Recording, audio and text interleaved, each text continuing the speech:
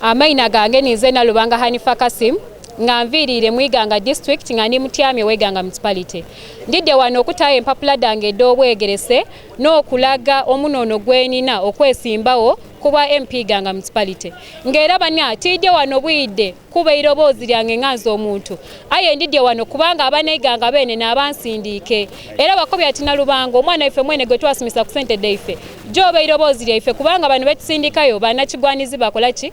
Benooneza byaibwe. Emyaka 15 nje tumaze nga tulina omukisa wa parliament. Tutufunye buweereza, tutufunye kukiikirwa nga ife ban'Iganga. Ensonga deife tidituuseeyo. N'olwekyo n'okusalawo ife bene twesitukira mutukole ki? Tutuuseeyo ensonga deife nga ban'Iganga. Era ban'Iganga mbasuubiza nga bwe ndidda nga mbakoba nti nze nja kuba servant leader.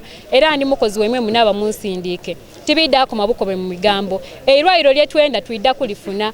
Iganga kibuga ky'abasuubuzi akatale ke twenda twidda akafuna.